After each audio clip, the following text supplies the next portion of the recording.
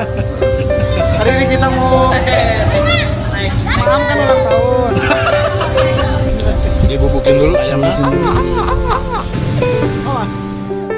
Rizky Febian tak hanya jatuh cinta dan jika serius pastinya dalam waktu tidak lama ini akan segera mempersunting Mahalini Raharja, salah satu gadis Bali ini. Di sisi lain, Rizky Febian juga sepertinya semakin jatuh cinta pada keindahan panorama alam Pulau Dewata Bali dan mungkin juga pada kultur budayanya yang sangat menjunjung tinggi nilai-nilai toleransi. Hal ini diungkapkan Rizky Febian usai liburan panjang bersama Kang Sule, ayahnya dan para adik Rizky Febian beserta beberapa orang kru Kang Sule yang sudah seperti keluarganya sendiri pada pekan pertama Januari 2023 belum lama ini. Pengen pindah Bali sekeluarga, tulis Rizky Febian pada judul video di kanal YouTube-nya pasca liburan bersama keluarganya di Bali. Terus, kenapa tiba-tiba Mahalini curhat kepada Syifa Magnolia, sahabat karibnya atau seangkatannya di Indonesian Idol? Apakah ada hubungannya dengan keinginan Rizky Febian pindah ke Bali? Ataukah pula ada sangkut pautnya dengan perjalanan karir dan kisah asmaranya bersama Mahalini yang telah terbangun 11 bulan lebih berjalan ini? Sehingga Mahalini ingin curhat ke sahabatnya mengenai hal-hal positif pastinya untuk jangka panjang. Tanpa panjang lebar, berikut YouTube channel berbagi cerita CBC merangkumnya.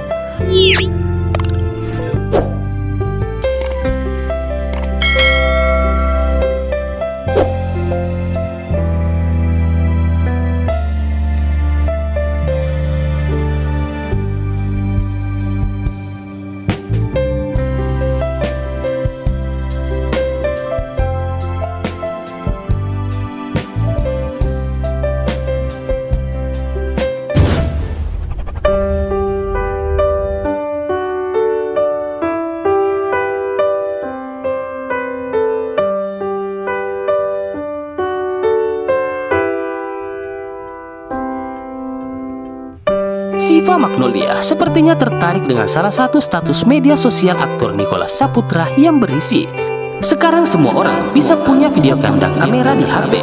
Semua orang bisa jadi wartawan, bahkan paparazzi. Sayangnya, tidak semua orang punya etika."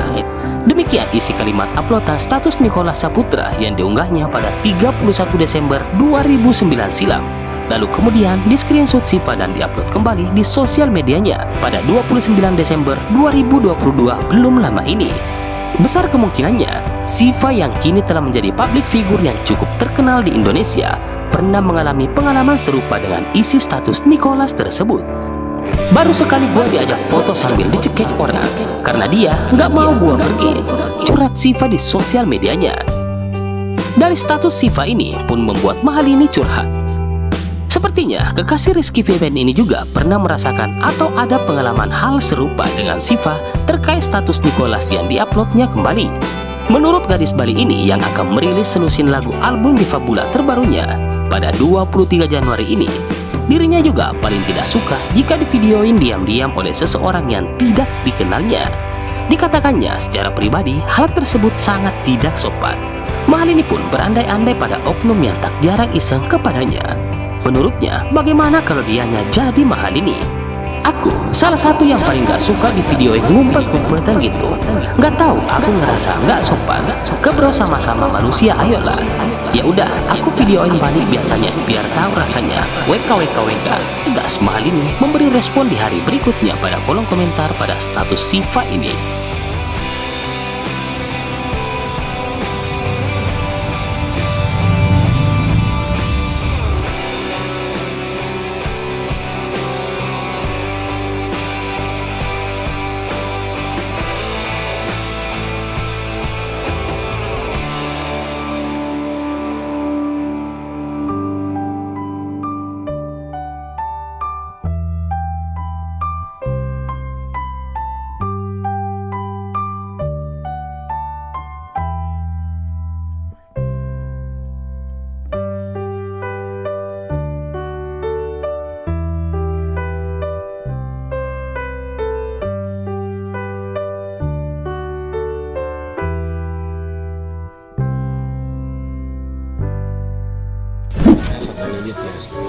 Nih, kosong nih. Suka yang gosong kak? Enak. Enggak, crunchy. Pahit.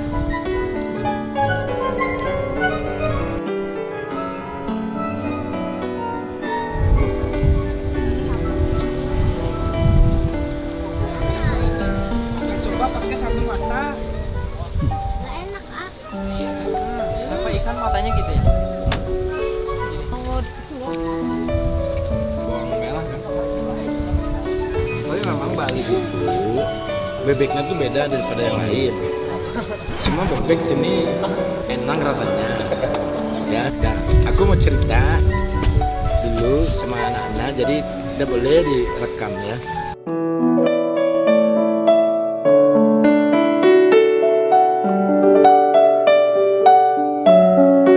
Sementara itu, Rizky Febian yang semakin happy menuturkan keinginannya ingin pindah ke Bali bersama keluarga. Hal ini diungkapkan Rizky Febian bukannya tanpa alasan.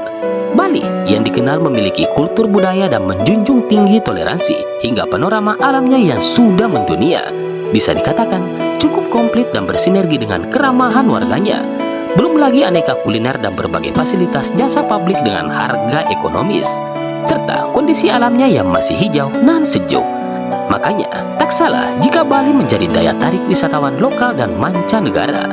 Bali juga tak jarang dijadikan tempat syuting FTV hingga film-film Hollywood lainnya. Bahkan konser di Bali pun menjadi idaman tak sedikit musisi dunia. Karenanya tidak heran jika Rizky Febian ada inisiatif mengajak keluarganya untuk tinggal di Bali. Di sisi lain juga, di saat Rizky Febian dan Mahalini sudah menikah, kan Aiki juga udah jadi orang Bali. Dan bila keluarga Tambun membangun gubuk berfasilitas serba ada di Bali, pastinya Aiki dan Gelini juga jika jalan-jalan bersama anak-anaknya kelak sudah tak jauh lagi ke rumah kakek Ule dengan kakek Ule Halja. Ya kan? Iya dong.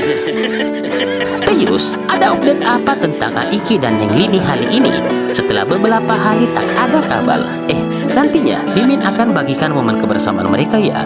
Dijamin sangat-sangat seru dan penuh surprise. Surprise maksudnya. Jadi, kesimpulan pembahasan ini tidak ada hubungannya dengan status Siva dengan keinginan Rizky Febian mau pindah ke Bali bersama keluarga ya. Tapi untuk kesinambungannya, itu pasti ada. Bukankah aku manusia sama seperti mereka? Tapi, mengapa mereka bertingkah seolah paling sempurna? Jadi intisarinya di sini, jangan mengambil foto atau memotret orang lain atau dengan memvideokannya tanpa izinnya. Tapi, kalau itu hal positif dan tidak menjatuhkan sosok atau publik tersebut, sebenarnya tidak ada masalah. Yang bermasalah itu jika menyudutkan dan merugikan orang lain. Bahkan hal tersebut ini ada unsur pidananya loh. Perlu diingat, proses pengambilan foto atau video tanpa seizin yang bersangkutan dan kemudian disebarluaskan tanpa izin, termasuk kategori pelanggaran hukum. Dikutip dari sumber resmi dan terpercaya, pakar hukum pidana Yuda Priyono mengatakan, perilaku tersebut bisa dikategorikan sebagai pelecehan dan pelanggaran privasi seseorang. Memfoto atau memvideo orang lain tanpa persetujuan bisa dikategorikan sebagai pelecehan, juga melanggar privasi atau korban tersebut, dan bisa dijerat Undang-Undang Informasi dan Transaksi Elektronik atau disingkat Undang-Undang IT, ujar Yuda Priyono SH. Nantinya, hasil foto atau video yang direkam tanpa izin tersebut bisa dijadikan alat bukti korban untuk melaporkan si pelaku ke pihak berwajib. Adapun pasal-pasal Undang-Undang IT yang bisa menjerat si pelaku antara lain Pasal 5 ayat 1, Pasal 27 ayat 3, dan Pasal 45 ayat 3 yang berbunyi sebagai berikut. Pasal 5 ayat 1 Undang-Undang IT, pembantuan bahwa informasi dan elektronik dan atau dokumen elektronik dan atau hasil cetaknya merupakan bukti hukum yang sah.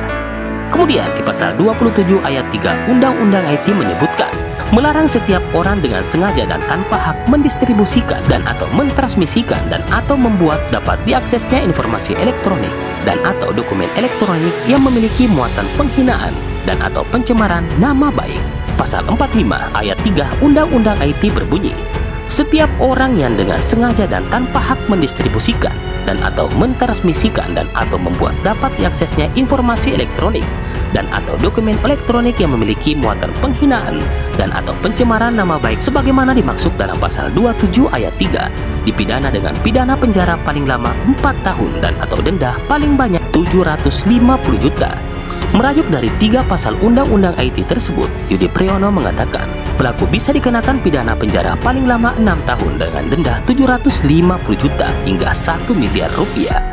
Terus, bagaimana dengan jurnalistik atau wartawan yang mengambil foto dan video tanpa izin? Untuk profesi sebagai wartawan mungkin berbeda dengan masyarakat pada umumnya. Sebab di pasal 4 ayat 3 Undang-Undang Pers tidak boleh menghalang-halangi tugas jurnalistik.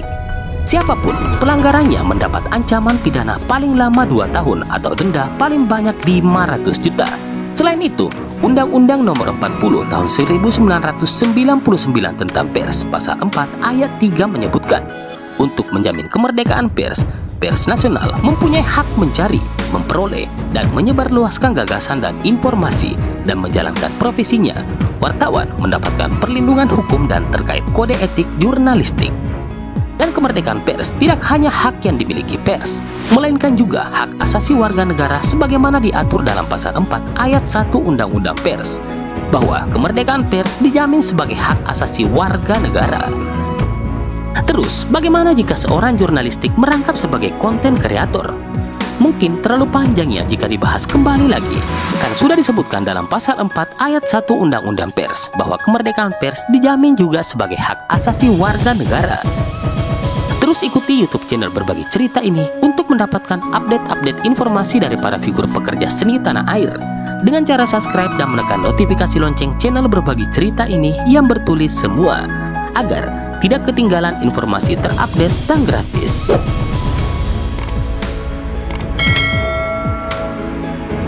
Terima kasih. Kita udah punya ibu negara. Kebetulan tapi ibu negara saya tuh masih ngurus di luar negeri. Saya lari ke sini, saya takut, saya tuh gini-gini, suami-suami takut istri saya.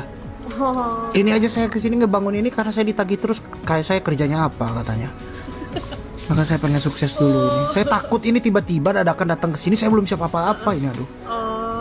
Orangnya galak, saya aja sebagai suami saya takut. Aduh. Kan jadi takut Pak kalau ketemu nanti. Ya nggak tahu ya kalau ke sama perempuan ya.